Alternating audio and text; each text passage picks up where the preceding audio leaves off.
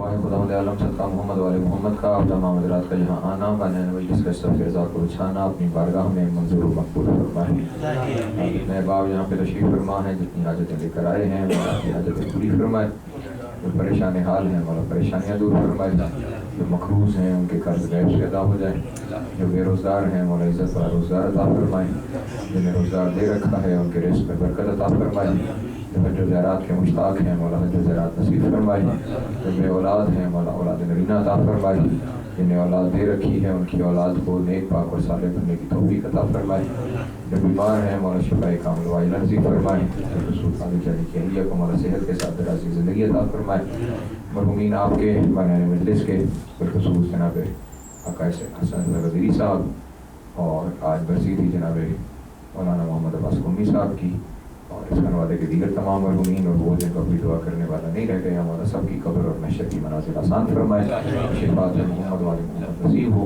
इमाम हुसैन अलैहिस्सलाम की जन्नतों में आला मकाम अता हो। लाखों दुआओं की एक ही दुआ वारिस ज़माना का ज़रूर जल्द हो जाए। हम मौला के नौकर चाकरों में शुमार हों। इमाम की कुर्बत नसीब हो, दूरी नसीब न हो, खात्मा बिल खैर हो अकायद हक़्क़ा के साथ। अल्लाहुम्मा कुन लिवलिय्यिकल हुज्जत बिन हसन सलावतुका अलैहि व अला आबाइही फ़ी हाज़िहि साअति व फ़ी कुल्लि साअतिन मिन साअतिल लैल वन नहार वलिय्यम व हाफ़िज़म व क़ाइदम व नासिरम व दलीलम व ऐना हत्ता तुस्किनहु अर्ज़क़का व तुमत्तिअहु फ़ीहा तवीला।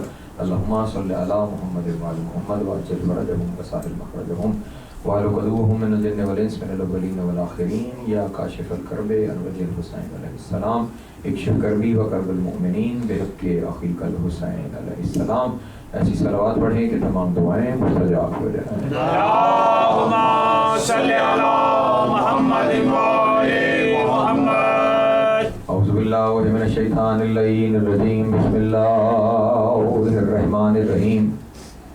अल्हम्दुलिल्लाहिल अव्वल बिला अव्वलिन काना क़ब्लुहु वल आख़िरु बिल आख़िरि यकूना बअदहु क़सरत अन रुयतिही अब्सारुन नाज़िरीन व अजज़त अन नातिही अवहामुल वासिफ़ीन व सल्लल्लाहु अला अशरफिल अंबिया'i वल मुरसलीन व ख़ातमन नबिय्यीन अबिल क़ासिम मुहम्मद। अल्लाहुम्मा सल्लि अला मुहम्मद व आलि मुहम्मद व आलिहि तय्यबीन ताहिरीन अल मासूमीन शुरफा अल्लज़ीना अज़हबल्लाहु अनहुमुर रिज्सा व तहहरहुम तत्हीरा।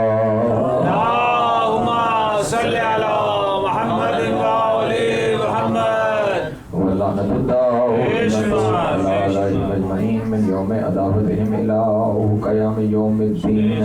अम्मा बअद फ़क़द क़ाल अल्लाहु तबारक व तआला फ़ी मुहकमि किताबिहिल मजीद व फ़ुरक़ानिहिल हमीद व क़ौलिहिल हक़ व हुवा अस्दक़ुस सादिक़ीन। बिस्मिल्लाहिर रहमानिर रहीम। क़ाल रसूल या रब्बि इन्ना क़ौमी इत्तख़ज़ू हाज़ल क़ुरआन महजूरा। सलावत व आवाज़ बुलंद। अल्लाहुम्मा सल्लि अला मुहम्मद व आलि मुहम्मद। बल्कि एक दफ़ा फिर भी आवाज़ बुलंद सलावत पढ़ जाए। अल्लाहुम्मा सल्लि अला मुहम्मद व आलि मुहम्मद। सामने मोहतरम अशरा सज्जादिया और आज मुसलसल हमारी ये दूसरी नशिस्त है। कल आपके सामने ये गुजारिश की थी कि खुदावंद आलम का कलाम सिर्फ वही नहीं है कि जो कुरान मजीद की सूरत में हमारे सामने मौजूद है। खुदावंद आलम के कलाम के वसीतर ज़ख़ीरे में से एक हिस्सा कुरान मजीद है और उसके अलावा भी खुदावंद आलम की कलाम की कुछ सूरतें हैं जिनमें से एक सूरत हदीस कुदसी है। वो भी मासूमीन अलैहिस्सलाम से मरवी हमारे पास मौजूद है, खुदावंद आलम की तरफ मंसूब है। और उसके बाद एक तीसरी सूरत जो अहम तरीन सूरत है वो ये है कि पहले मोहम्मद से लेकर आखिरी मोहम्मद तक जिसकी ज़बान से जो जारी हुआ है वो कलाम इलाही। जिस मासूम की ज़बान से जो लफ्ज़ भी जब भी जहाँ भी जिस मौके पर भी जारी हुआ है वो लफ्ज़ कलाम इलाही की हैसियत रखता है। और ये सिर्फ हमारी तहकीक नहीं या हमारा दावा नहीं बल्कि कुरान मजीद की आयत इस पर दलील है कि वमा यंतिक़ु अनिल हवा इन हुवा इल्ला वह्युन यूहा। कलाम ही नहीं है, नुत्क़ ही नहीं है जब तक कि वही न हो जाए। फिर आपके सामने ये भी गुजारिश की कि ये जो आयत है ये आयत सिर्फ जनाब रसूल खुदा हज़रत मोहम्मद मुस्तफ़ा सल्लल्लाहु अलैहि वसल्लम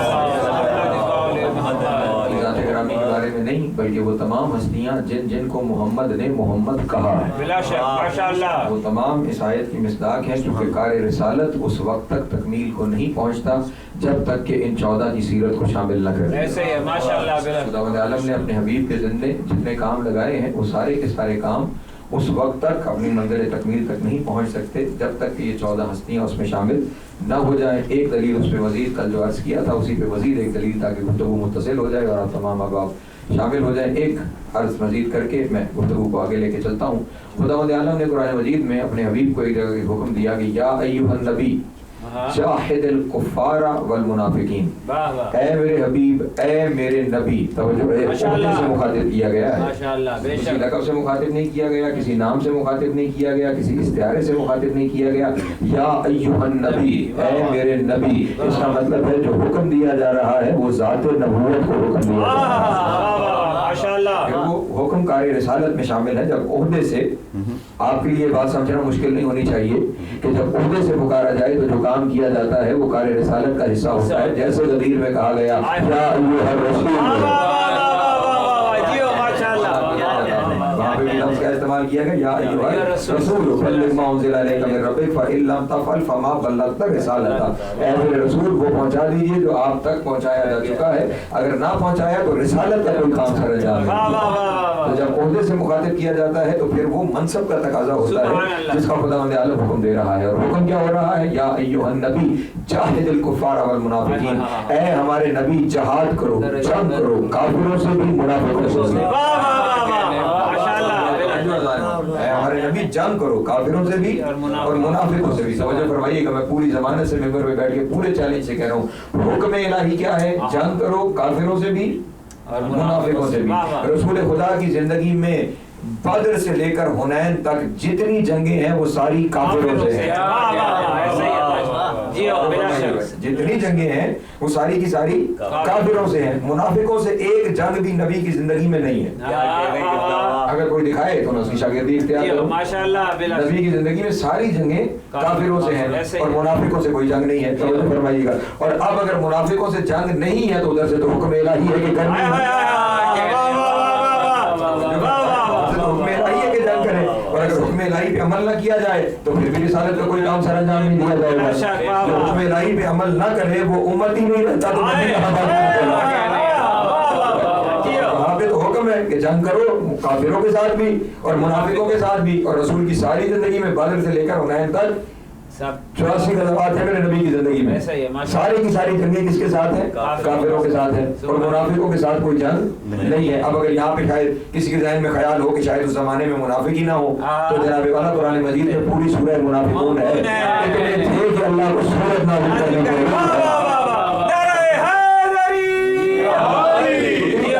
موجود تھے کہ اللہ کو پوری سورہ نازل کرنی پڑ گئی، اور جلدی صرف سورہ نہیں نازل کیا، خداوند عالم نے حکم دیا کہ جب بھی نماز جمعہ قائم کرو، جب بھی کیونکہ حجت کی موجودگی ہے نا، نماز جمعہ قائم کرو تو نماز جمعہ کی پہلی رکعت میں الحمد کے بعد سورہ جمعہ اور دوسری رکعت میں الحمد کے بعد سورہ منافقون کی تلاوت کرو۔ اس کا مطلب خدا بھی چاہتا ہے کم از کم ہر جمعے منافقوں پر لعنت ضرور،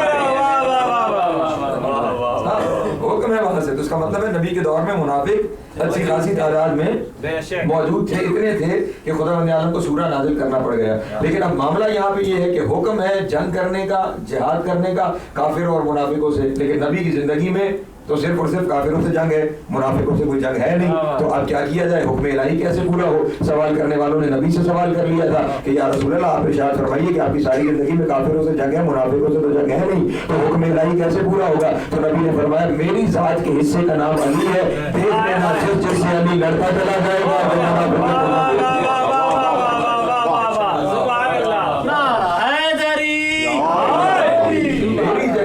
منافقوں سے جو لڑے گا وہ میرا بھائی علی لڑے گا۔ اس کا مطلب امیر المومنین کی جو کافر منافقوں کے ساتھ جنگیں ہیں وہ دراصل امیر المومنین کی نہیں، وہ رسول اللہ کی جنگیں ہیں، وہ کار رسالت ادا ہو رہا ہے، وہ رسول کا کام امیر المومنین مکمل کر رہے تھے. تو جس کی امیر المومنین کے ساتھ لڑائی ہو رہی تھی کلمہ پڑھتے ہوئے وہ ان منافقوں کی زد میں آ رہا ہے, اس منافقوں کے دائرے میں آ رہا ہے کہ جس کے ساتھ لڑنے کے لیے اللہ نے اپنے رسول کو حکم دیا تھا. اور اگر آپ یہاں پہ شامل ہیں تو میں جملہ کہہ کے گزر جاؤں, جو علی سے لڑ رہا تھا وہ علی سے نہیں, وہ رسول سے لڑ رہا تھا, اور جو رسول سے لڑ رہا ہو وہ رضی اللہ نہیں لعنت اللہ.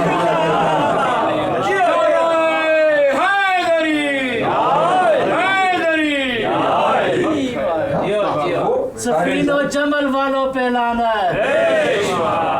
جو رسول اللہ صلی اللہ علیہ وسلم کو حکم ہے وہ سارے احکام کار رسالت تکمیل تک نہیں پہنچتا کہ جب تک ان ساری ہستیوں کو شامل نہ کر لیا جائے. تو جس طرح کار رسالت میں حصے دار ہیں, اس طرح ان ہستیوں میں سے ہر ایک کی زبان سے نکلنے والا ہر جملہ سبحان اللہ خدا بند عالم کا کلام ہے, وہ کلام الہی میں شمار ہوگا. اور اسی کیونکہ لوگ اس بات کو نہیں سمجھتے نا, اسی کلام الہی کو, جو کلام الہی کا یہ حصہ ہے, اس کو لوگوں نے پس پش ڈال دیا. اسی وجہ سے جس آیت کو میں روز سرنامہ کلام میں تلاوت کرنے کا شرف حاصل کر رہا ہوں وہ آیت سورہ فرقان کی آیت ہے, اور اس میں خداوند عالم ارشاد فرما رہے ہیں کہ روز قیامت میرا نبی اپنی قوم کے بارے میں ایک شکایت کرے گا مجھ سے.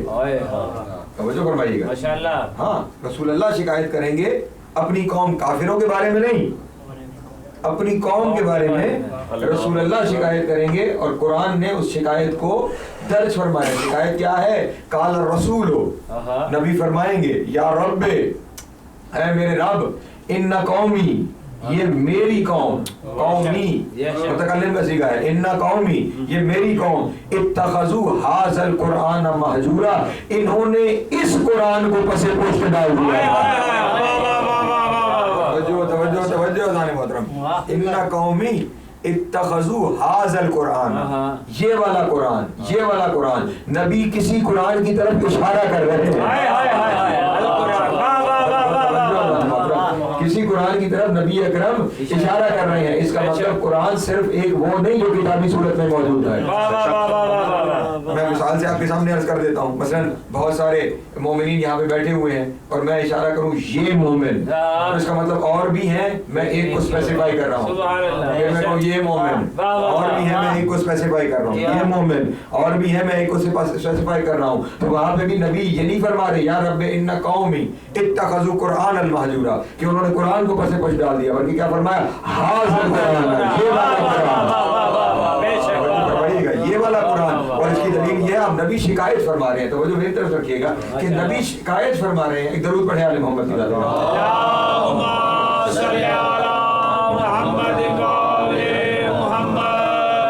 نبی قرآن کے بارے میں شکایت فرما رہے ہیں کہ انہوں نے اس قرآن کو پس پش ڈال دیا. یہاں اگر ھذا القرآن سے مراد یہ والا قرآن ہے جو ہمارے پاس بسم اللہ کی بے سے لے کے والناس کی سین تک موجود ہے, تو مسلمانوں نے اس قرآن کو کب پس پش ڈالا ہے؟ اسے تو سینے لگائے پھر اس دور سے لے کر آج کے دور تک آپ غور کیجئے تو اس قرآن کو مسلمانوں نے کبھی بھی پس پش نہیں ڈالا. اس قرآن کو سینے سے لگائے پھر رہے ہیں. ارے سینے سے لگانا دور کی بات, شبینے منعقد کیے جاتے ہیں تلاوت قرآن کے لیے, اور شبینے نہیں تو کم از کم ماہ رمضان کو تو قرآن کی بہار کہا جاتا ہے. تراویحیں اسی لیے کرتی کی جاتی ہیں, جگہ جگہ ہر مسجد میں ختم قرآن طریقے سے کیا جا رہا ہے. تو اس قرآن کو کہاں وظیفے آپ کو مولوی ہر روز بتاتے پھر رہے ہوں گے, فلاں آیت پڑھ لو تو یہ نتیجہ نکلے گا, فلاں آیت پڑھ لو تو یہ نتیجہ نکلے گا. تو اس قرآن کو کب سے پوچھ ڈالا ہے انہوں نے؟ اس قرآن کو تو سر پہ اٹھائے پھر رہے ہیں, اس قرآن کو تو سینے سے لگائے پھر رہے ہیں. پھر تلاش کرو وہ کون سا قرآن ہے. اس قرآن کو انہوں نے پس پوش ڈال دیا ہے. اور اس کا دکھ نبی اکرم کو اتنا ہے کہ روز محشر نبی اکرم صلی اللہ علیہ وآلہ وسلم وہ ہستی ہیں کہ روز محشر جو اپنی امت کے لیے شافع ہیں, جو ہے جنہوں نے اپنی امت کی شفاعت کرنی ہے. پھر خود سوچئے جس نے شفاعت کرنی ہے جن کے بارے میں وہ شکایت گزار ہو جائے, فرمائیے گا پھر ان کا روز محشر کیا بنے گا کہ جن کے بارے میں شافع محشر ہی شکایت کرنے لگے کہ میرے اللہ یہ میری قوم وہ ہے کہ جنہوں نے اس قرآن کو پس پشت ڈال دیا تھا. پھر وہ قرآن تلاش کرو کہ جس قرآن کو پس پشت ڈال دینے سے خدا بند عالم کے حضور نبی اکرم شکایت کر رہے ہیں. چلیں میں مزید اس کی ایک جملے میں وضاحت کر دیتا ہوں. یہ جو قرآن ہمارے پاس موجود ہے نا کتاب کی صورت میں, توجہ فرمائیے گا, یہ جو کتاب کی صورت میں ہمارے پاس موجود ہے یہ قرآن مجید کا ایک وجود ہے. بے شک یہ ایک وجود قرآن ہے. ابھی میں آپ کے سامنے بار بار کیا چیز عرض کرتا چلا آ رہا ہوں, یہ کلام الہی ہے. یہ کیا ہے؟ کلام الہی, کلام الہی, کلام الہی. نوجوان اس بات کو سمجھے گا, کلام الہی. کلام اس وقت تک کلام نہیں بنتا جب تک لفظوں کے ساتھ لہجہ شامل نہ ہو.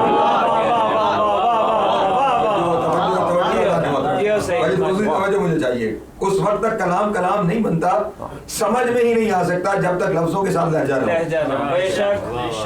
لہجہ لفظ وہی ہوتے ہیں, ان کے معنی بدل دیتے ہیں.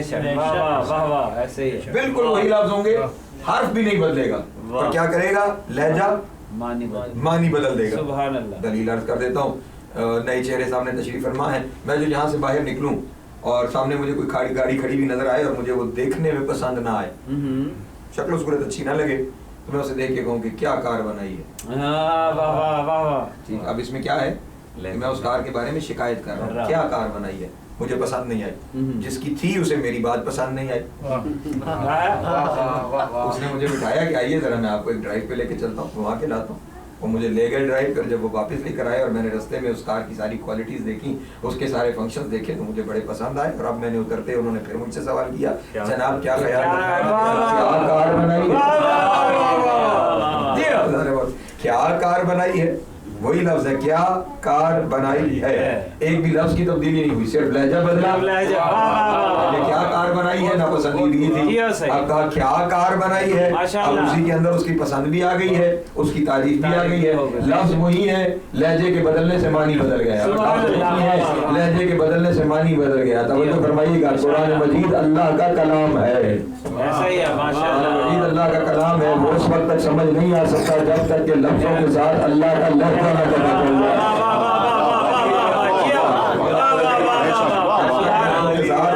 لہجہ نہ پتہ چل جائے, اس وقت تک ہمیں قرآن مجید سمجھ میں نہیں آ سکتا. یہ لفظوں کے ساتھ جن کے لیے لفظ کافی ہو گئے نا, انہیں قرآن نے گمراہ ہی کیا ہے. اپنی طرف سے نہیں عرض کر رہا آپ کے سامنے کہ قرآن, کیونکہ کسی کے ذہن میں شاید تقریر لائیو بھی چل رہی ہوگی تو کسی کے ذہن میں بات ٹکرا جائے کہ یہ کیا قرآن مجید کے بارے میں کہہ دیا کہ قرآن گمراہ کر رہا ہے. جناب والا, میں تو قاری قرآن ہوں, میں تھوڑی کہہ سکتا ہوں کہ قرآن گمراہ کر رہا ہے. وہ جس نے قرآن نازل کیا ہے نا, اس نے قرآن مجید میں ارشاد فرمایا ہے, یہدی بہ کثیرا ویضل بہ کثیرا. یہ قرآن مجید وہ ہے جس کے ساتھ بہت بڑی اکثریت ہے جو ہدایت پا جائے گی, ویضل بہ کثیرا, اور ایک بڑی اکثریت ہے جو اسی قرآن کے ذریعے گمراہ ہو جائے گی. اسی قرآن کے ذریعے گمراہ ہو جائے گی. تو پھر کوئی تو وجہ ہے نا کہ جس کی وجہ سے کوئی ہدایت پا رہا ہے اور کوئی گمراہ ہو رہا ہے. تو جن کے لیے لفظ کافی تھے, توجہ فرمائیے گا, جن کے لیے لفظ کافی تھے انہیں وہ لفظ گمراہ کرتے چلے جائے. کہ پوری تقریر ہے یہ ایک اپنی جگہ پہ, اور میں اس تفصیلات میں نہیں جانا چاہتا. میں اپنے موضوع کی طرف آپ کو لے کے آنا چاہتا ہوں. قرآن مجید لفظ ہیں جو ہمارے پاس موجود ہیں, سمجھ نہیں آئیں گے جب تک ہمارے پاس قرآن کا لہجہ موجود نہیں ہوگا کہ کون سی بات کس لہجے میں کہی گئی, کون سی بات کس لہجے میں کہی گئی. اسی لیے نبی اکرم نے جاتے ہوئے ارشاد فرمایا تھا, انی تارک فیکم الثقلین, کتاب اللہ و حضرت اہل بیت. میں تمہارے درمیان دو چیزیں چھوڑ کے جا رہا ہوں, ایک اللہ کی کتاب اور ایک اپنی فطرت. آسان لفظوں میں کہوں, نبی فرما رہے تھے میں تمہارے درمیان دو چیزیں چھوڑ کے جا رہا ہوں, لفظوں کی صورت میں قرآن, لہجے کی صورت میں اہل بیت.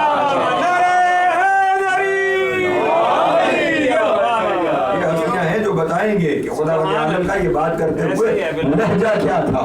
جب تک لہجہ سمجھ میں نہیں آئے گا اس وقت تک قرآن مجید کے معنی سمجھ میں نہیں آ سکتے. تو یہ 14 ہستیاں, یہ کلام الہی کا لہجہ ہے.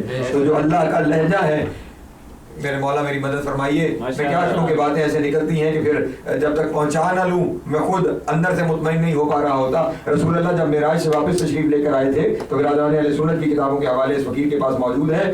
عبداللہ ابن عمر دوسرے خلیفہ کے بیٹے نے رسول اللہ سے سوال کیا تھا کہ آپ کی خدا کے ساتھ کوئی بات چیت ہوئی, کوئی گفتگو ہوئی؟ رسول نے فرمایا بہت باتیں ہوئی, تمہیں بتانے کی نہیں. تمہیں بتانے کی نہیں, وہ میرے اور میرے رب کے درمیان گفتگو ہے. یہ میں پوچھنے بھی نہیں آیا کہ آپ کی گفتگو کیا ہوئی, میں تو یہ پوچھنے آیا ہوں کہ یہ لغات خطبت اللہ, اللہ نے آپ سے کس لہجے میں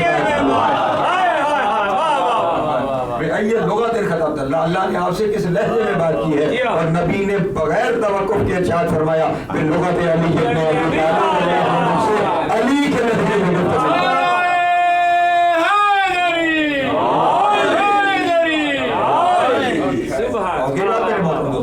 تو یہ لہجہ کلام الہی ہے. اس لیے ان کی زبان سے جو بھی جاری ہوگا جب بھی جاری ہوگا وہ کلام الہی ہوگا. قرآن مکتوبی وجود ہے, توجہ فرمائیے گا. قرآن جو ہمارے پاس موجود ہے وہ کیا ہے؟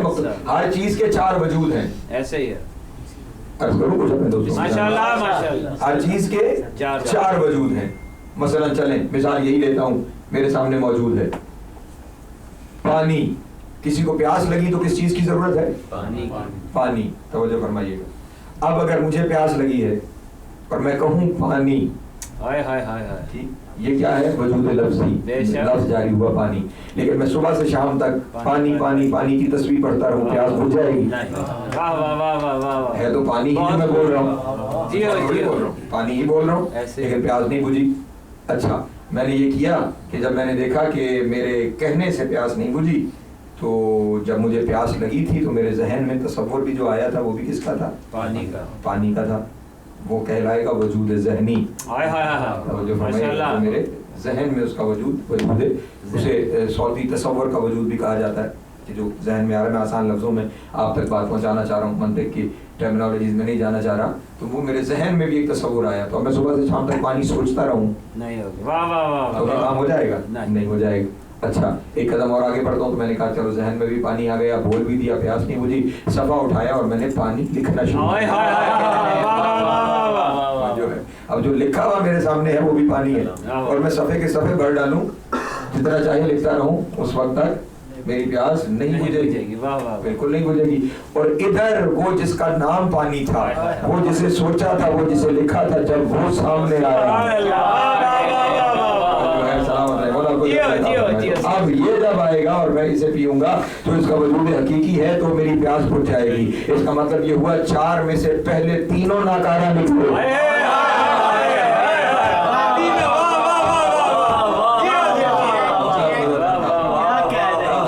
4 میں سے پہلے 3 ناکارہ نکلے, اور جب چوتھا آیا جو وجود حقیقی تھا, وہ کرامت بھی ثابت ہوا, اس نے میری پیاس بھی بجھا دی. قرآن مجید کے معاملے میں بھی یہی سارا سلسلہ ہے.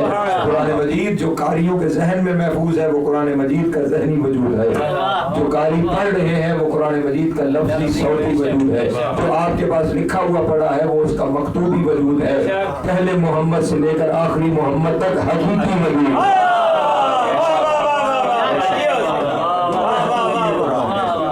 ان کی زبان سے جو بھی الفاظ جاری ہو رہے ہیں وہ تمام کے تمام الفاظ کلام الہی کا درجہ رکھتے ہیں. وہ تمام الفاظ کلام الہی کا درجہ رکھتے ہیں. اس لیے کل آپ کے سامنے عرض کیا تھا کہ اس عشرے کا موضوع میں ایک کلام الہی کی شرح رکھنے جا رہا ہوں, اور وہ کلام الہی کون سا ہے؟ جو سید سجاد کی زبان سے جاری ہوا ہے. ایک طویل پڑھتے میرے مولا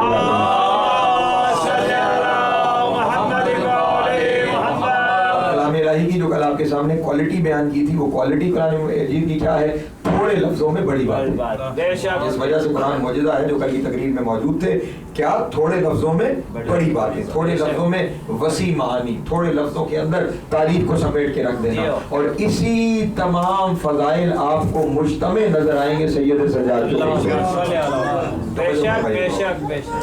جو امام نے دربار یزید میں خطبہ ارشاد فرمایا ہے. میں روزانہ آپ کے سامنے اس خطبے کا کچھ حصہ آپ کے سامنے تلاوت کرتا جاؤں گا, اور اسی تفصیلات آپ سے آپ کو جتنا میں جانتا ہوں اتنا میں آگاہ کرتا چلا جاؤں گا. میں یہی کہہ سکتا ہوں جتنا میں جانتا ہوں. کلام الہی کی حقیقت کو یا خدا جانے یا ہم تو اپنی سی کوشش کر سکتے ہیں, اپنی سی صحیح کر سکتے ہیں, وہ آپ کے سامنے میں نے عرض کرنی ہے. آج صرف اس پس منظر اس خطبے کا آپ کے سامنے پڑھنے جا رہا ہوں, اور کل تفصیل سے خطبہ بھی پڑھوں گا اور پھر تفصیلات میں جائیں گے بھی. آج صرف ایک پس منظر آپ کے سامنے عرض کرنے جا رہا ہوں کہ اہل بیت جو عرض کرنے جا رہا ہوں, تھوڑی دیر ذرا فرات عاشق پہرا رکھیں گے کیونکہ مجھے کچھ جملے اپنے دوستوں کے سامنے ہدیہ کرنے ہیں. صرف اس پس منظر کے اندر ہی اتنے سارے تاریخی حقائق ہیں کہ ایک پورا عشرہ صرف اس پس منظر پہ ہو سکتا ہے جو آپ کے سامنے عرض کرنے جا رہا ہوں. دربار یزید ہے. دربار یزید کے اندر یزید کے تمام امراء, یزید کی تمام فوج کے سربراہان, یزید کے سارے ماننے والے, یزید کے پیچھے چلنے والے, یزید کو خلیفہ کہنے والے, یزید کو امیر المومنین کہنے والے, یہ سارے چاروں جانب کرسیوں پہ بیٹھے ہوئے ہیں. اس کا ماحول ہے, اس کی حکومت ہے, اس کی بادشاہی ہے, اس کی مسجد ہے, سب لوگ اس کے بیٹھے ہوئے ہیں. یہ خود تخت پہ بیٹھا ہوا ہے, توجہ فرمائیے گا. اور سامنے ایک کٹہرے میں, ایک چوکھٹے میں آل محمد کھڑے ہوئے ہیں, بلکہ یوں کہوں کہ سامنے چوکھٹے میں اللہ کا قرآن جملہ کہہ کے اپنی تمام تر آیتوں کے ساتھ قید سامنے کٹہرے میں کھڑا ہوا ہے. توجہ فرمائیے گا. اب جتنا ظلم وہ ان کے جسموں پہ کر سکتا تھا وہ ظلم کر کے لایا. بے شک. توجہ فرمائیے گا. جتنا ظلم ان کے ظاہری جسموں پہ کر سکتا تھا وہ سارا ظلم کر کے لایا تھا, اور یہاں تک پہنچتے ہوئے یہ اس نتیجے پہ پہنچا تھا کہ ان کے جسم کاٹ کر بھی میں انہیں ہرا نہیں سکتا. انہیں زخمی کر کے انہیں قتل کر کے ابھی تک میں انہیں ہرا نہیں پایا, کیونکہ جسے قتل کر دیا تھا وہ بھی نو کے نیزہ پہ گویا تھا. توجہ فرمائیے. اور جنہیں قید کر دیا تھا وہ زنجیروں, ہتھکڑیوں اور بھیڑیوں میں مسلسل گویا تھے, بات کرتے چلے آ رہے تھے. تو اب پریشان تو نہیں ہو گے, ذرا مختلف روش ہے جو آپ کے سامنے عرض کر رہا ہوں, تو شامل رہیں گے, کچھ نہ کچھ پہنچا پاؤں گا. ایک ضرور پڑھتے ہیں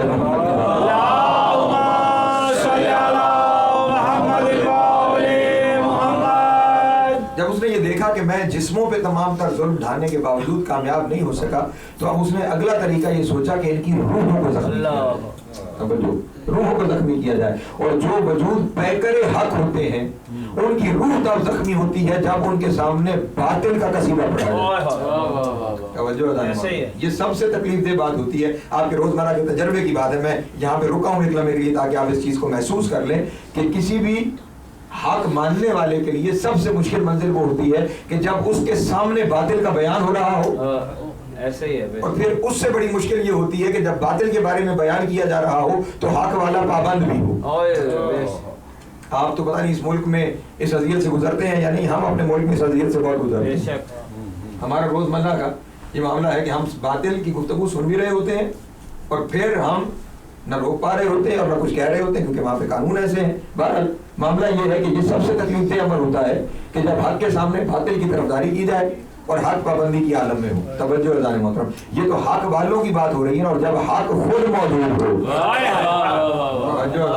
حق خود موجود ہو اور سامنے کل باطل موجود ہو, اور پھر باطل کی تعریف کی گئی ہو اور حق کی ہجوگوئی کی گئی ہو, تو پھر کیا بنے گا؟ اب جب اس نے دیکھا کہ میں جسموں کو تکلیف نہیں پہنچا سکا, میں جسموں کو ختم نہیں کر پایا, تو روحوں کو تکلیف دینے کے لیے سامنے کٹہرے میں علی کا پوتا کھڑا ہے, علی کی بیٹیاں کھڑی ہیں, یہ سامنے کٹہرے میں کھڑے ہیں. یزید نے خطیب کو بلایا, توجہ کیجیے گا, خطیب کو ممبر پہ بلایا اور ممبر پہ اسے بلا کر کہا کہ علی اور اولاد علی کی ہجوگوئی کر, ان کے بارے میں جو نازیبہ الفاظ زبان سے کہہ سکتا ہے وہ کہے, اور میرے دادا ابو سفیان اور ہمارے خاندان کے بارے میں جتنی اچھائیاں تو بیان کر سکتا ہے وہ ممبر سے تو بیان کرنا شروع کر. وہ شخص ممبر پہ آ گیا, کرائے کا خطیب تھا, خریدا ہوا خطیب تھا. یہی تو معاملہ ہے, کرائے کے خطیبوں کا اپنا کوئی عقیدہ نہیں جہاں کرایہ اچھا ملتا چلا جائے اس طرف رخصت ہوتے چلے جاتے ہیں. ممبر پہ آ گیا اور اب جو کچھ یزید نے کہا تھا, کیونکہ حکومت اس کی ہے, یزید نے کہا, اس نے ابو سفیان اور اولاد ابو سفیان کی تعریف بیان کرنا شروع کی, اور جناب امیر المومنین اور ان کی اولاد کے بارے میں جو کچھ وہ برا کہہ سکتا تھا اس نے کہنا شروع کیا. اور جب اس کی گستاخی حد سے بڑھنا شروع ہوئی, توجہ فرمائیے گا, جب گستاخی حد سے بڑھنا شروع ہوئی تو میرے پاس اس سے بہتر لفظ کوئی نہیں ہے, جب گستاخی حد سے بڑھی تو پھر زبان کی ذوالفقار بے نیا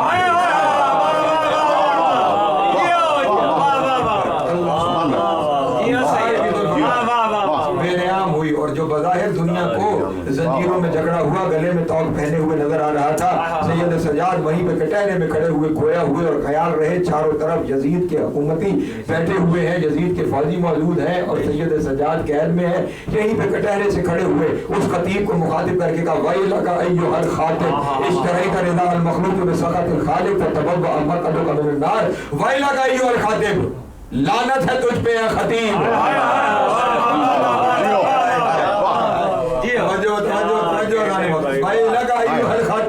لعنت ہے تجھ پہ اے خطیب, لعنت ہے تجھ پہ اے خطیب, لعنت ہے تجھ پہ اے خطیب. ایک جملہ کہوں اگر آپ سارے میرے ساتھ شامل ہیں, لعنت ہے تجھ پہ اے خطیب. سید سجاد نے دربار یزید میں بتا دیا ہر خطیب عزت کے قابل نہیں.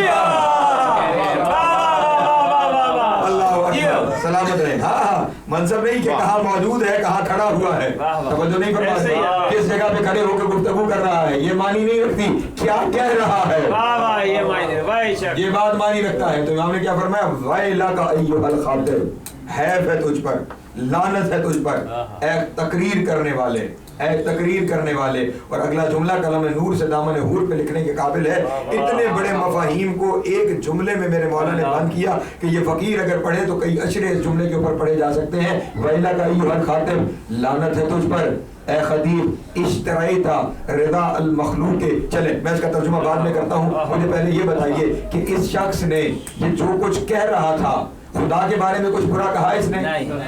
جو کچھ برا کہہ رہا تھا کس کے بارے میں؟ محمد والے محمد کے بارے میں, علی اور اولاد علی کے بارے میں. انہیں برا کہہ رہا تھا, خدا کو تو کچھ نہیں کہہ رہا تھا.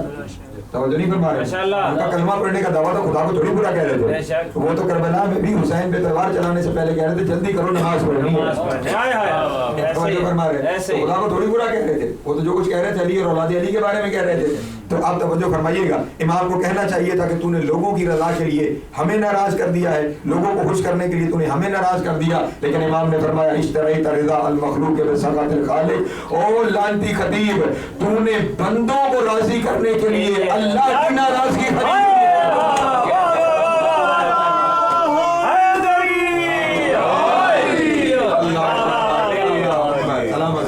اشتریت رضا المخلوق بسخط الخالق, تو نے بندوں کو راضی کرنے کے لیے خدا کی ناراضگی کو خرید لیا. تو نے بندوں کی رضا کے لیے خدا کے قہر و جبر کو, خدا کے غصے کو خرید لیا. توجہ نہیں فرما رہے, اس کا مطلب یہ ہوگا جس سے یہ ناراض ہو جائے اس سے خدا ناراض ہو جاتا ہے. جو ان کا دشمن ہو جائے وہ خدا کا دشمن ہو جاتا ہے. آج زمانے کو سمجھ لینا چاہیے, امام ارشاد فرما رہے ہیں کہ تو نے ان بندوں کی رضا کے لیے اللہ کی ناراضگی خریدی ہے. اس کا مطلب یہ ہوا اللہ کی رضا ان کی رضا ہے, اللہ کی ناراضگی ان کی ناراضگی ہے. جس سے یہ راضی وہ رضی اللہ, جس سے یہ راضی جی وہ رضی اللہ, اور جس سے یہ ناراض ہو گئے اسی پہ اللہ کی لعنت ہے, اسی پہ خدا کی لعنت ہے. ہاں یہ امام, اچھا امام تو فرما رہے ہیں, میں اگر آپ شامل ہو تو میں اسی جملے پر قرآن مجید کی ایک آیت دلیل میں عرض کر دیتا ہوں. میں توجہ, قرآن کی مجید سورہ بقرہ ہے اور خداوند عالم ارشاد فرما رہا ہے من کان عدوا للہ وملائکتہ ورسلہ وجبریل ومیکال فإن اللہ عدو للکافرین. خداوند عالم ارشاد فرما رہا ہے وہ لوگ جو میرے فرشتوں جبرائیل اور میکائیل کے دشمن ہیں, اللہ ان کا دشمن ہے.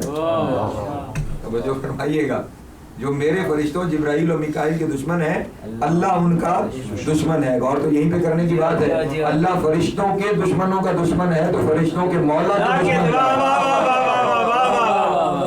کیا خدا ان کا دشمن نہیں ہوگا جن کے گھر میں فرشتے نوکری کرتے ہیں, جن کے گھر میں آ کے فرشتے جھاڑو لگاتے ہیں, جن کے گھر کے بچوں کے آگے فرشتے جھولے جھلاتے ہیں, جن کے دروازے پہ فرشتے فقیر مسکین اسیر.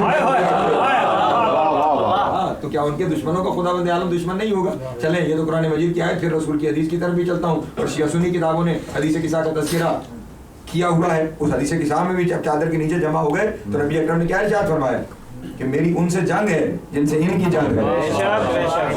انی سلم لمن سلمکم وحرب لمن حاربکم. جن سے یہ راضی ان کی صلح اس سے میری صلح, جن سے ان کی جنگ اس سے میری جنگ. جو ان سے محبت کرے میں اس سے محبت کرتا ہوں, وہ مجھ سے محبت کرتا ہے میں اس سے محبت. توجہ نہیں فرما رہے, یہ ساری چیزیں. تو اس کا مطلب یہ ہوگا کہ اور پھر اب ان کی رضا رسول کی رضا, ان کی ناراضگی رسول کی ناراضگی, اور رسول کی رضا اللہ کی رضا, رسول کی ناراضگی اللہ کی ناراضگی. تو اس کا مطلب ہے کہ امام علیہ الصلوۃ والسلام نے دربار یزید میں دنیا کے سامنے واضح کر دیا کہ خدا کی رضا اور ناراضگی تلاش کرنی ہو تو نماز اور روزوں میں تلاش نہ کرتے.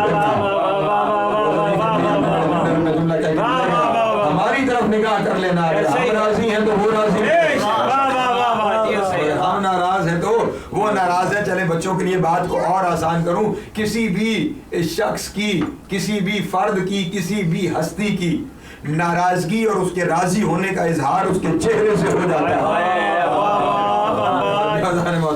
آپ کسی کے سامنے جائیں اور وہ آپ کو دیکھ کے مسکرا دے تو اس کے چہرے کے اوپر جو مسکراہٹ آئی ہے وہ مسکراہٹ آپ کو بتا دے گی کہ وہ شخص آپ سے راضی ہے. اور اگر آپ کو دیکھتے ہی اس کے ماتھے پہ بل آ گیا ہے تو اس کا مطلب ہے وہ آپ سے ناراض ہے. تو اللہ کی رضا اور ناراضگی دیکھنی ہے تو بچھولا تلاش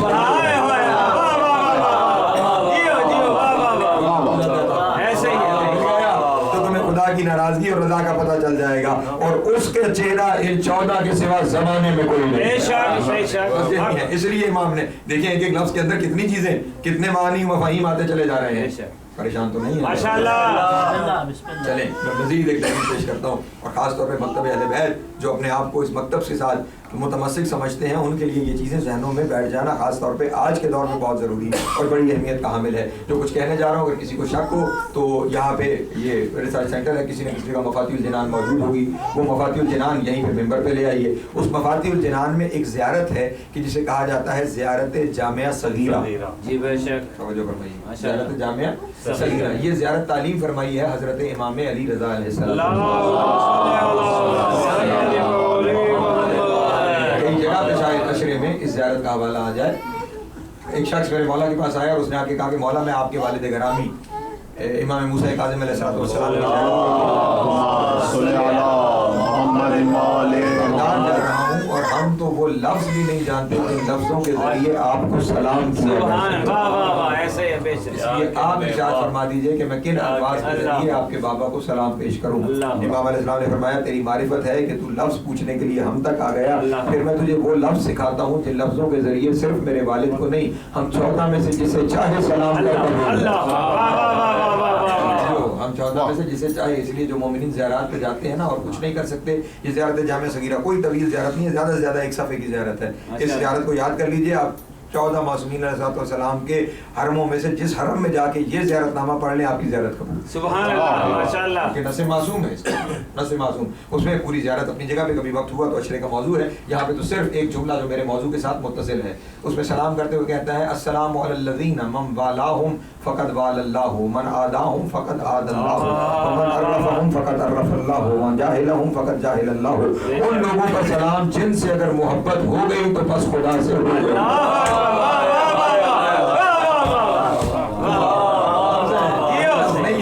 इमाम के लफ्ज़ हैं, इमाम इरशाद फरमा रहे हैं अस्सलामु अलल्लज़ीना मन वालाहुम फ़क़द वालल्लाह। इस फ़क़द पे गौर रहे, फ़क़द पे गौर रहे, जिसे इनसे मोहब्बत हो गई बस उसे ही अल्लाह से मोहब्बत हो गई, बस उसे ही, फ़क़द बस उसे ही, बस उसे ही। इसका मतलब ये हुआ कि जिसको जिनको इनसे मोहब्बत नहीं उन्हें खुदा से कोई मोहब्बत नहीं। मोहब्बत के झूठे दावे हैं उनके। इमाम फरमा रहे हैं इनसे मोहब्बत हो गई तो खुदा से हो गई है। तवज्जो फरमाइएगा, इसलिए मैं यहाँ पे आपको भी एक मशवरा देते हुए गुजर जाऊँ। हमारे अपने अंदर भी कुछ ऐसे जरासीम लोगों के दाखिल होना शुरू हो गए हैं कि जहाँ खुदा का तज़किरा किया करें, खुदा का तज़किरा किया करें, खुदा का तज़किरा किया करें, खुदा अपना तज़किरा कबूल ही नहीं करता जब तक इनका तज़किरा नहीं कर लिया। इनका तज़किरा ही खुदा का तज़किरा ऐसे ही है, माशाअल्लाह। ऐसे ही हुक्म आ रहा है अस्सलामु अलल्लज़ीना मन वालाहुम फ़क़द वालल्लाह। जिनसे अगर मोहब्बत हो गई तो खुदा से मोहब्बत हो गई। व मन आदाहुम फ़क़द आदल्लाह। जिनकी इनसे अदावत हो गई बस उसकी खुदा से अदावत जो है ना माशाअल्लाह। तो ये वो घराना, इसलिए इमाम ने इरशाद फरमाया इश्तरैत रिज़ा अल मखलूक बिसख़तिल खालिक। तूने बंदों को राज़ी करने के लिए अल्लाह की नाराज़गी को और फिर यहाँ सिर्फ इमाम ने इतना नहीं इरशाद फरमाया, आसिफ भाई अजब जुमला है खुदा की कसम जो इमाम ने इसके बाद इरशाद फरमाया। फरमाते हैं इश्तरैत रिज़ा अल मखलूक बिसख़तिल खालिक फ़तबव्वअ मक़अदुका मिनन नार। और तूने अपने पेट को जहन्नुम की आग से भर लिया है। जहन्नुम की आग से भर दिया है। इमाम ने यहाँ पे भी वाज़ेह कर दिया जहन्नुम किसी भड़कती हुई आग का नाम नहीं, इनके बोझ का नाम भी जहन्नुम, इनके बोझ का नाम ही जहन्नुम है। और ये ऐसा जहन्नुम है जिसमें बंदा मरने के बाद नहीं जिंदा जीना शुरू हो जाता है। पहुंच रही है ना दोस्तों? इस बात को ध्यान नशीन रखिएगा, जन्नत नाम ही इनकी रजा का है, ऐसे ही है बेशक। जहन्नम नाम ही इनकी नाराजगी का है बेशक। फिर दो दलीलें अर्ज करता हूँ अपने दोस्तों के सामने। एक शख्स हजरत इमाम जाफर सादिक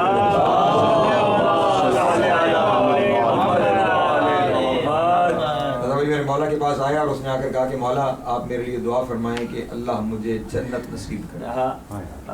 तवज्जो फरमाइए, आप दुआ फरमाएं कि अल्लाह कैसी अच्छी जगह पे आया है, जन्नत के मालिकों के पास आके सुभान अल्लाह, सुभान कह रहा है आप फरमा दें कि खुदा मुझे जन्नत नसीब करे।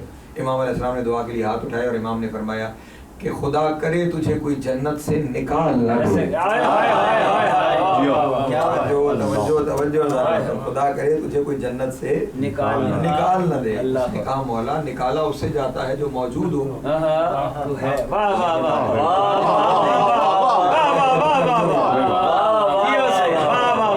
مجلس کے باہر ہے اسے تھوڑی یہاں سے نکالا جاتا ہے, اسے ہی جا سکے گا جو یہاں پر موجود ہے. امام فرما رہے ہیں کہ تجھے کوئی نکال نہ دے. اس نے کہا مولا نکال نہ دے تو کیا مانی, میں جنت میں موجود ہوں. امام علیہ السلام نے ارشاد فرمایا کیا ہم 14 کی ولایت میں ایمان رکھتا ہے؟ وعدے کی ولایت پر ایمان رکھتا ہے. اس نے کہا مولا بے شک ایمان رکھتا ہوں, اس لیے تو آپ کے سامنے موجود ہوں اور آپ سے دعا کرنے کے لیے کہہ رہا ہوں. امام علیہ السلام نے ارشاد فرمایا بس ہماری ولا پر ایمان کا نام ہی جنت ہے, اس ولا کو چھوڑ جائے وہ یہاں رہتے ہوئے جہنم میں.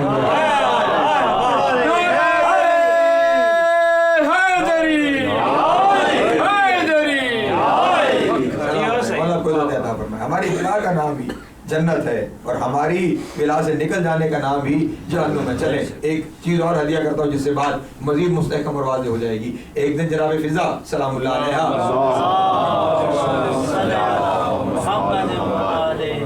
میں نے اب اس صلوات کا بڑا لطف لیا. ہاں صلوات واجب ہے 14 حجتوں پر, لیکن کیا کہنے اس گھرانے کے جس نے حق کنیزی ادا کیا اس کے نام پہ بھی درود پڑھا جا رہا ہے. سیدہ کا حق کنیزی جناب فضا نے ادا فرمایا ہے اور نام آیا تو اس قدر وہ بھی مقدرہ ہے کہ زبان سے درود جاری ہو گیا. مل کے پھر ایک دفعہ صلوات پڑھیں.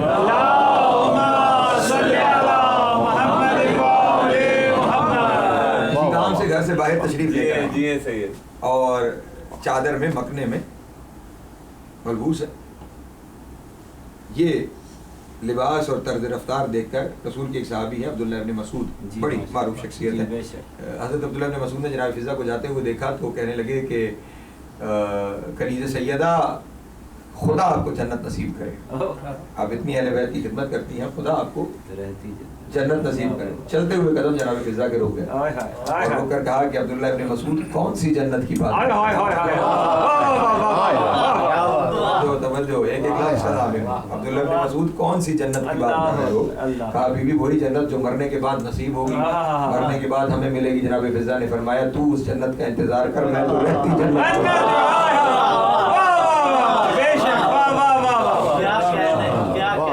اس گھرانے سے تبسم کرنا ایسے ہی ہے. اس گھرانے کی ولا کا نام ہے تو یہاں پہ جو ہے اس محبت میں شامل ہے. بس وہ سمجھ لیں کہ وہ جنت میں موجود ہے اور جنت میں ہی رہے گا. اللہ علی کے چاہنے والوں کا گھر نہیں بدلتا.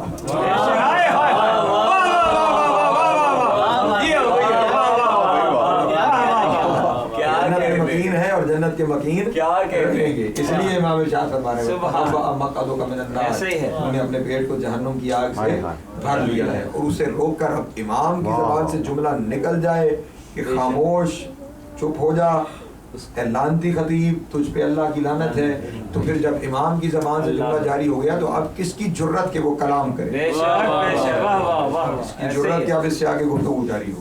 گنگ ہو گئی زبان, اتر آیا ممبر سے. جب وہ اتر آیا ممبر سے تو اب امام علیہ السلام یزید کی طرف مخاطب ہوئے اور مخاطب ہو کے کہا یا یزید اذن لی حتی اسعد هذه الاعواد. توجہ فرمائیے گا, وہ جس ممبر پہ وہ شخص کھڑا ہوا خطیب خطبہ دے رہا تھا اور اب امام کے کہنے سے وہ ممبر سے اتر گیا. امام نے یزید کی طرف دیکھے کہا یزید اب میں جاؤں اس لکڑیوں کے ڈھیر. توجہ فرمائیے, امام نے نہیں فرمایا اب میں جاؤں اس ممبر پر, امام نے فرمایا هذه الاعواد, میں جاؤں اس لکڑیوں کے ڈھیر پر. اس کا مطلب یہ ہوا جہاں ان کا تذکرہ نہ ہو وہ ممبر نہیں لکڑیوں کا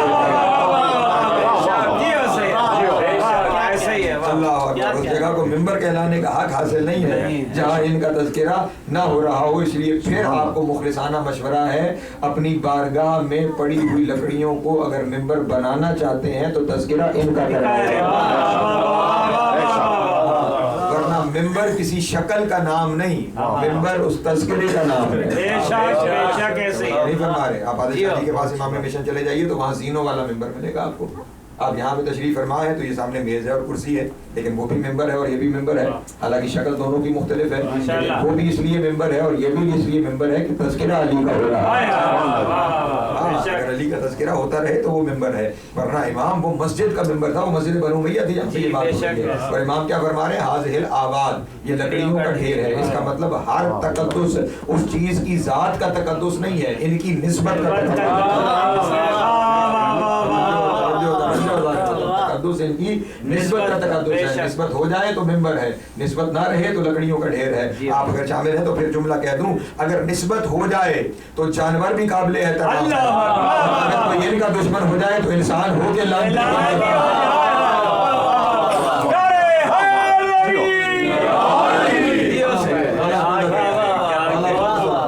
نہیں چلے میں پھر دلیل عرض کر دیتا ہوں، یہ تو میں نے کتابت میں جملہ آپ کے سامنے ہدیہ کر دیا نا کہ جانور ہو اگر ان کے ساتھ منسوب ہے تو احترام کے قابل ہے، اور انسان ہو ان سے دور ہے تو لعنت کے قابل ہے۔ آئیے قرآن مجید کی طرف چلتے ہیں، جانور ان کے ساتھ منسوب ہو جائے تو وہ قسمیں کھاتا ہوا نظر آتا ہے، اب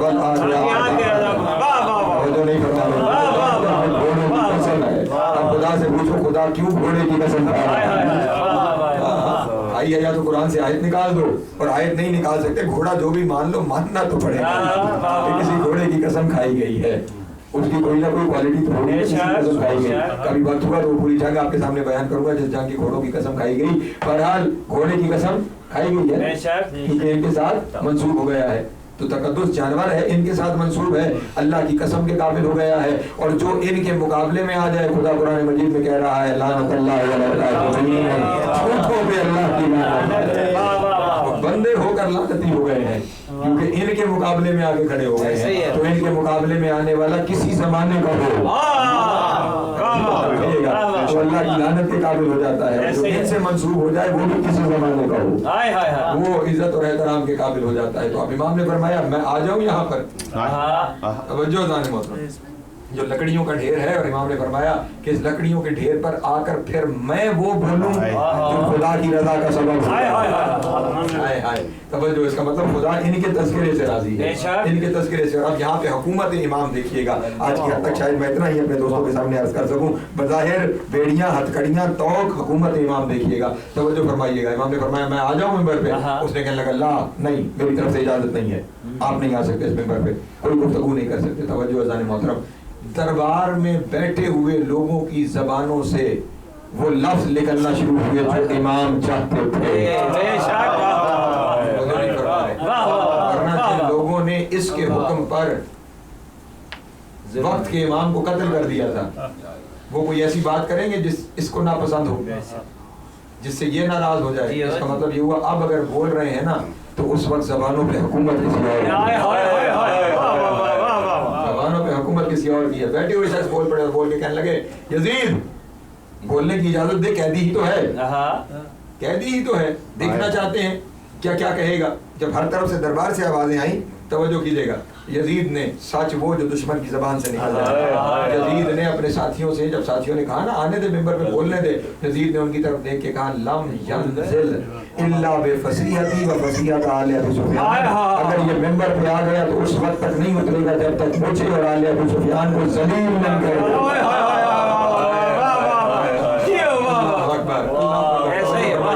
لام ینزل، اور کون کہہ رہا ہے؟ لفظوں پہ غور رہے، خدا لفظوں پہ غور رہے، جس کی حکومت ہے، جس کے پاس ہزاروں کی تعداد میں دربار میں فوجی کھڑے ہیں، وہ کہہ رہا ہے لام ینزل، یہ نہیں اترے گا۔ توجہ نہیں کرنا، بابا تیرے پاس فوجی ہیں اتار لے، وہ جانتا ہے جس کی زبان کی حرکت سے خطیب گونگ ہو گیا، فوجی کی شان ہو جائے۔ اللہ اکبر، لام ینزل نہیں اترے گا، کلی نفی اس نے لگائی ہے، لم ینزل نہیں اترے گا الا بفصیحتی فصیحت آل ابی سفیان، جب تک کہ مجھے ذلیل و خوار نہیں کر دے گا، جب تک کہ آل ابو سفیان کو ذلیل و خوار نہیں کر دے گا۔ یہ یزید کو کس نے بتایا کہ اگر یہ ممبر پر آ جائیں دشمن کو ذلیل و خوار کر دیتے ہیں؟ یزید کا تو پہلا ون آن ون انٹریکشن ہے، پریشان ہو گیا آپ باب، یزید کا اس سے پہلے ڈائریکٹ انٹریکشن اس گھرانے کے ساتھ نہیں ہے، اس کا پہلا روبرو براہ راست انٹریکشن اس کا پہلا ہے اس گھرانے کے ساتھ۔ تو کیسے اسے خبر ہوئی کہ اگر یہ ممبر پر آ جائیں؟ فرمائیے گا۔ اچھا، اس نے जब ये दरबार में पहुंचे थे ना, एक जुमला उसने कहा था कि आज अगर बद्र वाले होते तो देखते कि मैंने बदला कैसे लिया है। अब बद्र में तो ये पैदा भी नहीं हुआ था, तो इसे कैसे खबर कि बद्र में क्या हुआ है? तो दरमियान में कोई मिसिंग लिंक है ना, समझ नहीं फरमा रहे, इसको फीड कर रहा था कि क्या हुआ तेरे बड़ों के साथ, और उसी बोक्स को उसने फिर करबला में निकाला। यहाँ पे भी किसी ने तो उसे बताया कि ये जलील कर देते हैं, कोई तो है। और अगर आप इजाजत दें तो मैं वो जगह दिखाई देता हूँ होते हुए ज़रियोखार होते हुए दिखाई दे रहा है। इसी के बाप का दरबार था शाम में, और उसके बाप के दरबार में इमाम हसन अलैहिस्सलाम को तलब किया गया।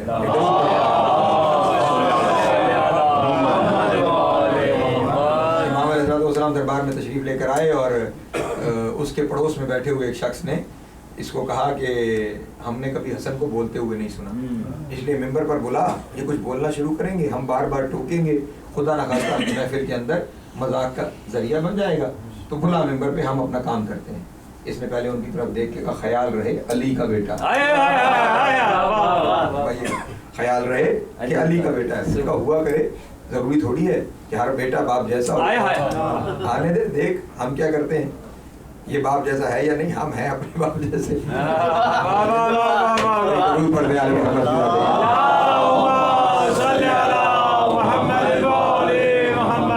कोशिश करेंगे और फिर देख के होता क्या है। इमाम अलैहिस्सलाम को बुला लिया गया, इमाम मिंबर पे तशरीफ ले आए, और इमाम अलैहिस्सलाम ने भी मिंबर पे आते हुए लिसानुल्लाह से फिर कलामुल्लाह जारी।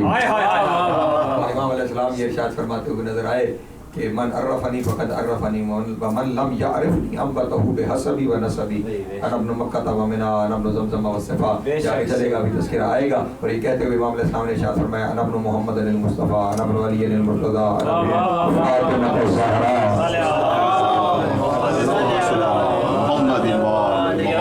मैं मोहम्मद मुस्तफ़ा का बेटा, मैं अली मुर्तज़ा का बेटा, मैं खदीजा कुबरा का बेटा, मैं फातिमा ज़हरा का बेटा। इधर इमाम की ज़बान से ये जुमला जारी हुआ, सामने वही शख्स जिसने पहले कहा था खड़ा हो गया और कहने लगा इब्न अबू तुराब, हम लोग जब भी कभी कहीं जाते हैं तो तारुफ अपने बाप के नाम से करवाते हैं। तुम्हारा पहला खानदान देखा है जो बाप के नाम से भी तारुफ करवाता है, माँ के नाम से भी तारुफ करवाता है। तुम्हारे बाबा खैबर में आए थे, पहुंचते ही कहा था सम्मतनी उम्मी हैदर, मेरी माँ ने मेरा नाम हैदर रखा है। तुम आज मिंबर पे मौजूद हो तो कह रहे हो फातिमा ज़हरा, अपनी माँ के नाम से अपना तारुफ करवा रहे हो। अल्लाहु अकबर। इमाम के चेहरे पे जलाल आया और इमाम ने फरमाया मेरी माँ फातिमा से लेकर हमारी जितनी माएँ हैं वो इतनी पाक हैं, उनका नाम मिंबर पे भी लिया जा सकता है, उनका नाम मुसल्ले पे भी लिया जा सकता है। तेरी माँ का नाम अगर किसी के कान में लिया जा सकता है,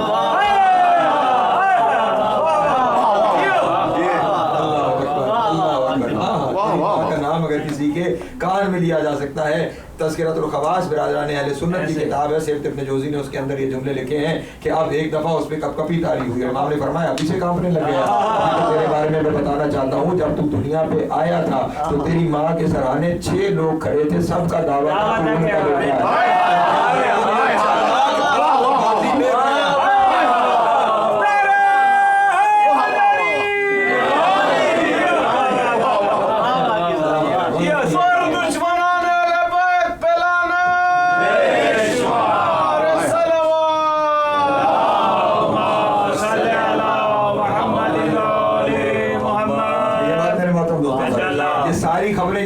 हुई थी। इसलिए कह रहा था कि अगर ये मिंबर पर आ गए तो फिर मुझे और मेरे बड़े की आल को जलील करके उतरेंगे, इसलिए मिंबर पे नहीं आने दूंगा। अब यजीद कह रहा है नहीं आने दूंगा, और मजमा फिर खड़ा हो गए। यानी हम तो सुनना चाहते हैं कि कैदी कहता क्या है, हुकूमत इमाम तख्त पे यजीद है, हुकूमत सज्जाद की चल रही है। जो चाहते हैं वो लफ्ज़ जारी होता है। तवज्जो फरमाइएगा, बस यहीं पे आज की तकरीर रोक रहा हूँ, घंटा भर होने को है, कल इंशाअल्लाह खुतबा भी पढ़ूंगा, तफसीलात में जाऊंगा, लेकिन यहाँ पे अगर एक लम्हे के लिए शामिल हो जाए तो नतीजा पेश करना चाहता हूँ। फिर लोग खड़े हो गए यजीद बोलने दे, क्यों नहीं बोलने दे रहा, कैदी है, इतना लंबा सफर करके आया है, क्या कह लेगा, क्या कह लेगा, बोलने दे। मैंने आपके सामने अर्ज किया कि जो दुश्मन की जबान से निकल जाए, कहने लगा हम अहले बैत नबूवत कद सकुल इल्म ज़क्कन, तुम क्या जानते हो ये कौन है, ये नबूवत के अहले बैत हैं, इन्हें इल्म ऐसे दिया गया जैसे परिंदा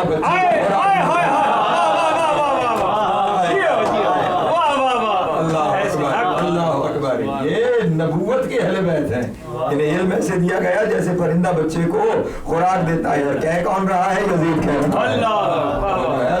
इसका मतलब ये हुआ कि अब हुकूमत इमाम सिर्फ मजमे की जबान पर नहीं, उसके भी वाह वाह आपको आशनाई, हक की आशनाई देनी है, जहाँ हक का इजहार करना है वहाँ उसकी जबान से भी जुमले जारी हो गए कि ये इस तरह इल्म के मालिक है, इसलिए मैं मिंबर पे नहीं आने दूंगा, नहीं आने दूंगा। हुकूमत इमाम देखी और खत्म हुआ मेरा बयान। दरबार में खड़ा हुआ, रूम का सफीर बैठा हुआ, रूम का सफीर खड़ा हो गया। उसने कहा यजीद अगर तू नहीं बोलने देगा तो मैं अपने मुल्क में खत लिखूंगा कि तेरे दरबार में कुछ कह दिया है, वो कुछ कहना चाहते थे और तूने उन्हें बोलने नहीं दिया, तूने उन्हें बोलने नहीं दिया, तूने उन्हें बोलने नहीं दिया। और अब मैं कह रहा हूँ अब भी अगर तूने रोका तो तू समझ तूने मेरी कौम के कहने पे बोलने नहीं दिया। हुकूमत इमाम, हुकूमत इमाम, हुकूमत इमाम अब मजबूर हो गया। जब एक मुल्क के सफीर ने कह दिया तो अब मजबूर हो गया। जियो। और वो जो नहीं बोलने देना चाह रहा था वो कह रहा था आए और जो कहना है वो कहें। वो बयान करना चाहते हैं वो बयान फरमाए। इमाम मिंबर पे तशरीफ लाए और जो कुछ इमाम ने इरशाद फरमाया वो कल आपके सामने तफसील से बयान करूंगा। एक दरूद पढ़ें आले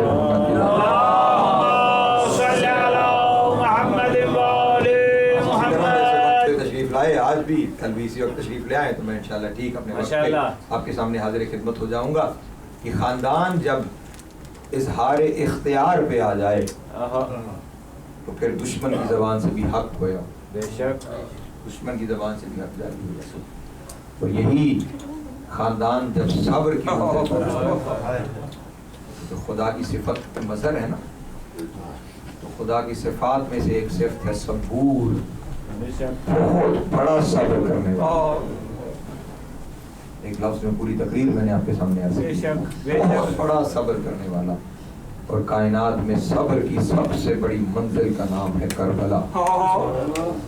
करबला से बड़ी सब्र की मंजिल जमाने में नहीं पाई जाती। इससे बड़ा सब्र क्या होगा कि बेटी देखती रही बाप, इससे बड़ा सब्र क्या होगा कि बहन 70 कदम से देखती रही और भाई से बहुत रहा। कल आपके सामने मैं इसी तरह मुसलसल आपके सामने मसाइल की मंजिलों से गुजरता चला जाऊंगा। जो आखिरी चंद मजालिस हैं उनमें जो बानियान की जानिब से हुक्म है, एक दिन झूला बरामद होना है, हज़रत अब्बास अलैहिस्सलाम का अलम बरामद होना है, एक दिन जनाब सैयद सज्जाद का ताबूत बरामद होना है। तो उन दिनों में उन्हीं मखसूसियों के मुताबिक आपके सामने अर्ज करूँगा। अभी तो जो कहता चला जा रहा हूँ बस उसी तसलसल पे आप अगर मेरे साथ चलते चले जाएँ। कल आपके सामने ये अर्ज किया था कि बेफलान ऊँटों के अली बतूल की औलाद करबला से कूफे की जानिब सफर शुरू करवाया गया। लेकिन पहली मंजिल जो आई वो पहली मंजिल क्या थी? उमर इब्न साद ने कहा काफिले को बेसर लाशों के दरमियान से मक्तल से काफिले को गुजारा जाए। मक्तल से गुजरते हुए सैयद सज्जाद की नजर जब उस पत्थरों के ढेर पर पड़ी जिसके नीचे हुसैन का लाशा था, मैंने जुमला कह दिया है हाय करने के लिए और फिर चले मैं वाजे करके जुमला कह देता हूँ। अभी मैंने कोशिश की, मोमिनीन के दिल नरम है इसलिए पर्दा डालते हुए गुजर गया। सिर्फ पत्थरों का ढेर नहीं, टूटी हुई तलवारें, टूटे हुए तीर, टूटे हुए नेज़े और उनके नीचे मजलूम ज़हरा का लाशा पड़ा, बेसर का लाशा, बेगौर का लाशा। और बेटे ने बाप का लाशा जब इस आलम में देखा सैयद सज्जाद के चेहरे पे मौत की सर्दी आई। रोकर कहा बाबा बेटा भी जिंदा है, बेटा भी जिंदा है और बाप का लाशा करबला के मैदान में पड़ा हुआ है। ये कहते हुए जब सैयद सज्जाद के चेहरे पे मौत की सर्दी आई ना, वो जो मुहाफ़िज़ा इमामत बेफलान ऊँट पे बैठी हुई थी, शहजादी ने देखा कि अब अगर चंद लम्हे सैयद सज्जाद की तवज्जो यहाँ से ना हटेगा सज्जाद की रूह परवाज कर जाएगी। अल्लाह अकबर, सज्जाद की रूह परवाज कर जाएगी। मुहाफ़िज़ा इमामत ने खुद को खड़े ऊँट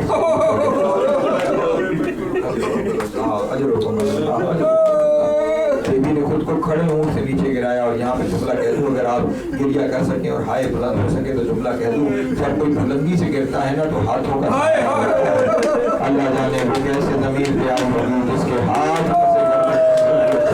मैंने किताबों में जो पढ़ा है पेशानी शक हो गई, खून जारी हुआ। इधर से खून जारी हुआ, सैयद सज्जाद बाबा का लाशा छोड़ के दौड़ते हुए जनाब ज़ैनब के पास आए। रोके का अम्मा ये क्या हुआ, इतनी बुलंदी کہا سجاد اپنی حالت تو دیکھ، سجاد تجھے یہ بتا تیرے سے کہاں میرا رہ کون گیا، سجاد کس نے میرے ساتھ کوفہ اور شام کے سفر کرنے ہیں، اجرکم اللہ اجرکم اللہ۔ سید سجاد کو تو سنبھال لیا، سید سجاد کو تو حوصلہ دے لیا، لیکن پھر بہن تو پھر بہن ہے نا، اب چلتی ہوئی وہاں آئی کہ جہاں بھائی کا لاشا پتھروں پہ نیچے ہے، اور اب چاہتی ہے کہ جاتے ہوئے بھائی کے لاشے کی اپنی زیارت کرتے ہوئے آ لیا جائے، اور اب مجھے معاف کرنا میں نے آپ کے سامنے عرض کیا پتھر تیر تلوار نیزے اور نیچے حسین مظلوم کا لاشا ہے، اور اب علی کی بیٹی نے پتھر ہٹانے ہیں، ہاتھ پہ یہاں بندے ہوئے ہیں، دو زانو ہو کے زمین پہ بیٹھی کونیوں سے بیوی نے پتھر تیر تلوار نیزے ہٹانا شروع کیے، علی کی بیٹی کے بعد زخمی ہوتے چلے گئے، خون جاری ہوتا چلا گیا، جب سب کچھ ہٹ گیا بے سر کے بھائی کا لاشا نظر آیا، اور میدان سے بس اتنا جملہ نکلا، کیا تم وہی حسین ہے جس کی نبیوں سے دیا کرتے تھے، جس کی گردن میں نبیوں سے دیا کرتے تھے، یہی لفظ نکلے کیا تو میرا بھائی حسین ہے، کیا تو میرا بھائی حسین ہے، کٹی ہوئی گردن سے آواز آئی کیا تو وہی زینب ہے جس کے سر سے اگر چادر ہٹ جائے سورج پردہ کر جاتا تھا، زینب آج بغیر چادر کے تو مندر میں موجود ہے، رو کے کہا حسین آپ کے زیر چھوڑ جانے کے بعد شمر خیموں میں نیزوں سے میری چادر اتار کے لے گیا، حسین دیکھ میرے ہاتھ باندھا ہے، رونے کے دن ہے، بس ایک جملہ اور سن لیجئے اور میں نے سمیٹ لیا اپنے بیان کو، اس حال میں قید ہو کر علی کی بیٹی کوفے کی جانب چلی ہے، اس حال میں قید ہو کے علی کی بیٹی کوفے کی جانب چلی ہے، اور جب کوفے کے باہر پہنچی ایک شخص روایت کرتا ہے، میں روایت کے ایک ایک لفظ کا ضامن ہوا آپ کے سامنے، وہ شخص روایت کرتا ہے کہ کچھ عجیب انداز کا قافلہ آیا، میں نے اس سے پہلے ایسے قیدی کبھی نہیں دیکھے، میں نے اس سے پہلے ایسے قیدی کبھی نہیں دیکھے تھے، کہتا میں نے ایک شخص سے پوچھا کہ کون ہے، توجہ میری جانب کون ہے جو اس قافلے کی سالار ہے، اس قافلے کی سالار ہے، انہوں نے پہلے ایک مریض کی طرف اشارہ کیا، کہتا لیکن اس کی حالت ایسی تھی، میں کل بیان کروں گا اس حالت کو، اس کی حالت ایسی تھی میں گفتگو نہیں کر سکا، پھر ایک بی بی کی جانب بتایا گیا کہ یہ ان کی سردار بی بی ہے، کہتا چلتے ہوئے جب میں اس کے اونٹ کے قریب پہنچا نا تو میں نے نگاہوں کو اٹھانا چاہا، جیسے ہی نگاہوں کو اٹھانا چاہا اس نے کچھ اس انداز سے چھڑکا، وہ روب تھا اس بی بی کے لہجے میں کہ میں ایک طرف گر گیا، مجھ میں کشی تاری ہو گئی، کہتا کچھ دیر کے بعد اب جو ہوش آیا تو میں سر کو جھکائے ہوئے اس کے معمر کے پاس گیا اور میں نے کہا بی بی اللہ کا واسطہ میں کوئی دشمن نہیں ہوں، میں کوئی تکلیف پہنچانے نہیں آیا، میں تو صرف اتنا پوچھنے آیا ہوں، میں نے ایسے قیدی پہلے کبھی دیکھے نہیں ہے، ایسے قیدی کبھی پہلے دیکھے نہیں ہے، بی بی مجھے اپنا تعارف تو کروا دو، تم لوگ کون ہو، تم لوگ کون ہو، کہتا اس وقت اس بی بی نے کہا یہ بتا اتعرف محمد المصطفیٰ، محمد مصطفیٰ کو جانتا ہے، کہتا میں نے فوراً کہا ہاں میں اسی محمد کا کلمہ پڑھتا ہوں، میں اسی محمد کا امتی ہوں، یہ سننا تھا، کہتا ہے اس بی بی نے پھر کہا اتعرف علی المرتضیٰ، اللہ کیا علی مرتضیٰ کو جانتا ہے، کہتا ہے میں نے رو کے کہا ہاں بی بی میں مولا علی کو ماننے والا ہوں، میں مولا علی کو ماننے والا ہوں، کہتا ابھی یہ میں نے کہا تھا، بی بی نے کہا اتعرف فاطمہ الزہرا، فاطمہ الزہرا کو جانتا ہے، کہتا ہے یہ سننا تھا، میں تڑپ گیا